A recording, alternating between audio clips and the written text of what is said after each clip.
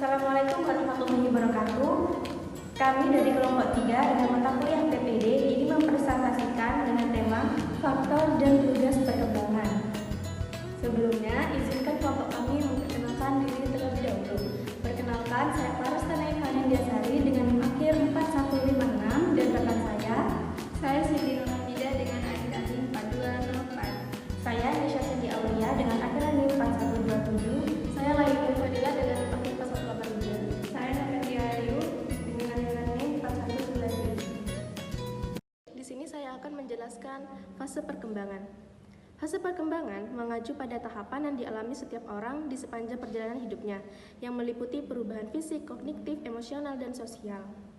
Setiap fase ini memiliki karakteristik unik yang dapat dipengaruhi oleh faktor biologis, lingkungan, dan budaya. Dalam konteks psikologi dan perkembangan manusia, ada beberapa teori yang menggambarkan fase-fase tersebut dengan jelas. Yang pertama ada fase perkembangan fisik. Aspek perkembangan fisik meliputi perubahan-perubahan pada tubuh yang terjadi pada setiap orang sejak lahir hingga meninggal dunia. Tahap ini meliputi perkembangan dan pertumbuhan fisik yang mempengaruhi fungsi motorik, struktur tubuh, dan fungsi organ. Yang pertama, saya akan menjelaskan fase perkembangan fisik pada anak bayi. Pada masa ini, kemampuan motorik dan kemampuan seperti merangkak, berjalan, dan berbicara sangat penting. Sistem otot dan saraf berkembang sangat pesat. Yang kedua, ada pada masa anak-anak. Meskipun perkembangan fisik agak lambat, keterampilan motorik menjadi lebih berkembang dan lebih terkoordinasi. Yang ketiga, ada masa remaja. Pubertas terjadi dengan perubahan penting pada struktur tubuh dan fungsi seksual. Hormon juga memiliki peran penting dalam perubahan fisik dan emosional. Lanjut, yang keempat saya akan menjelaskan masa dewasa. Masa dewasa mengalami puncak kekuatan fisik dan stamina. Rentang di usia mereka adalah 18 tahun hingga 40 tahun. Namun, setelah masa ini kekuatan fisik mulai menurun. Yang kelima ada masa lansia. Proses bertambahnya usia dengan penurunan fungsi organ dan tubuh yang tajam serta meningkatkan potensi perawatan kesehatan. Lanjut, saya akan menjelaskan tentang fase perkembangan kognitif. Perkembangan kognitif berkaitan dengan cara seorang berpikir, menyerap informasi, memecahkan masalah, dan memahami dunia di sekelilingnya. Yang pertama, ada fase perkembangan kognitif pada bayi. Pada tahap ini, bayi mengembangkan pemahaman melalui indera mereka dan mulai memahami benda-benda di sekitar ini melalui pengamatan diam. Lalu yang kedua, pada masa anak-anak. Anak-anak mulai menggunakan simbol, kata, dan gambar untuk memahami objek dan peristiwa. Namun, mereka masih agak bingung dengan konsep-konsep abstrak dan prinsip-prinsip logistik. Yang ketiga, pada masa remaja. Remaja atau orang dewasa dapat dengan mudah mulai berpikir secara abstrak, merencanakan masa depan, atau berpikir banyak dalam hal.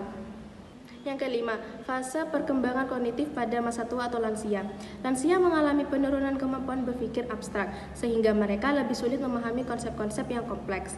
Lansia juga mengalami penurunan kemampuan berpikir kritis, sehingga mereka lebih sulit menganalisis informasi dan membuat keputusan yang tepat. Dan lansia juga mengalami penurunan kemampuan mengingat, sehingga mereka lebih sulit mengingat informasi dan pengalaman. Baik, di sini saya akan menjelaskan materi tentang fase-fase perkembangan emosional dan sosial. Perkembangan emosional dan sosial berkaitan dengan cara seseorang mengekspresikan perasaan, hubungan dengan orang lain, dan rasa percaya diri.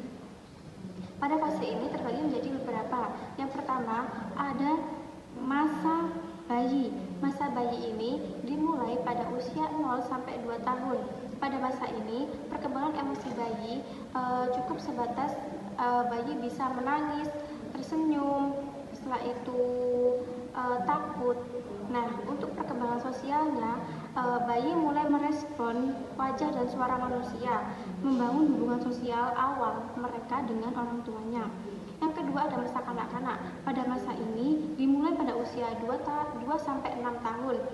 Nah, untuk perkembangan emosi, anak-anak mulai menunjukkan empati, terus mengenali perasaan orang lain, dan memahami emosi kompleks seperti malu atau bangga. Kemudian ada perkembangan sosialnya. Pada perkembangan sosial, anak-anak belajar berbagi dan bekerja sama melalui permainan dengan teman sebaya. Kemudian mereka juga mulai memahami norma-norma dasar yang ada di sekitar. Yang ketiga ada masa kanak-kanak. Pada masa ini mereka berusia 6-12 tahun. Nah, pada masa ini perkembangan emosional anak-anak mulai mengelola frustasi dan konflik secara lebih efektif. Mereka juga belajar menghadapi kritik serta memahami pentingnya penghargaan dan kepercayaan diri. Kemudian ada perkembangan sosial. Perkembangan sosial pada masa anak-anak sekolah ini, anak-anak mulai memperluas lingkungan sosial dan mereka mulai memiliki teman-teman sebaya yang lebih banyak. Terus ada masa remaja. Pada masa remaja ini dimulai pada usia 12-18 tahun. Pada masa ini perkembangan emosi mereka, remaja sering mengalami emosi yang intens, tetapi secara bertahap belajar mengelolanya. Mereka mengekspresikan diri, menemukan identitas pribadi. Kemudian ada perkembangan sosialnya. Pada perkembangan sosial remaja ini, hubungan dengan teman sebaya menjadi lebih penting daripada hubungan dengan keluarga. Remaja juga mulai menjalin hubungan romantis dan memahami dinamika sosial yang lebih kompleks. Yang kelima ada masa dewasa awal. Masa dewasa awal ini dimulai pada umur 18-40 tahun. Pada masa ini, perkembangan emosi mereka mampu mengelola emosi secara lebih matang dan membangun hubungan emosional yang stabil dan efisien. Kemudian, untuk perkembangan sosialnya, mereka menjalin hubungan romantis, membangun keluarga, serta memperluas jaringan sosial dan profesional. Dan yang keenam, ada masa dewasa tengah. Masa dewasa tengah ini dimulai pada usia 40 hingga 65 tahun. Pada masa ini, perkembangan emosi mereka stabilitas emosi mulai meningkat, dan individu seringkali merasa puas dengan pencapaian mereka. Kemudian untuk perkembangan sosialnya, mereka fokus bergeser pada hubungan dengan anak, pasangan, dan komunitas. Kemudian yang terakhir ada masa dewasa akhir atau masa tua. Pada masa ini dimulai pada umur 65 tahun ke atas. Perkembangan emosi, individu mencapai kedamaian batin dengan menerima hidup yang telah dijalani mereka. Namun, mereka juga rentan terhadap isolasi sosial dan depresi jika memiliki dukungan sosial yang tidak cukup baik. Kemudian ada perkembangan sosial. Perkembangan sosial pada masa tua ini, hubungan sosial seringkali terbatas pada keluarga terdekat atau komunitas kecil seperti kelompok dan lansia. Tugas perkembangan merupakan serangkaian tantangan yang perlu diselesaikan individu pada tiap tahap kehidupannya. Keberhasilan dalam menyelesaikan tugas ini akan membantu individu merasa bahagia dan mudah beradaptasi di lingkungan sosialnya. Sebaliknya, kegagalan dalam menyelesaikan tugas ini akan menghambat individu untuk menyesuaikan di tahap kehidupannya. Faktor-faktor perkembangan. Yang pertama yaitu kematangan fisik, contohnya bertingkah laku dan bergaul dengan lawan jenis ketika saat remaja karena kematangan organ-organ seksual. Yang kedua ada tuntutan masyarakat secara kultural, contohnya belajar menulis, belajar menghitung, dan berorganisasi. Yang ketiga ada tuntutan dan dorongan dari cita-cita individu, contohnya memiliki teman hidup. Dan yang terakhir ada tuntutan norma-norma agama, contohnya taat beribadah kepada Tuhan dan berbuat baik kepada sesama. Perjalanan perkembangan dibagi menjadi beberapa tahap. Pertama, pada masa balita atau anak-anak, belajar berjalan, belajar makanan padat, belajar berbicara, serta mencapai kestabilan jasmania. Kedua, pada masa remaja, dengan menjalin hubungan yang lebih matang dengan teman sebayanya, memahami dan menerapkan peran sosial sebagai pria dan wanita, menerima dan memanfaatkan kondisi fisik secara optimal, dan mengembangkan kemandirian emosional.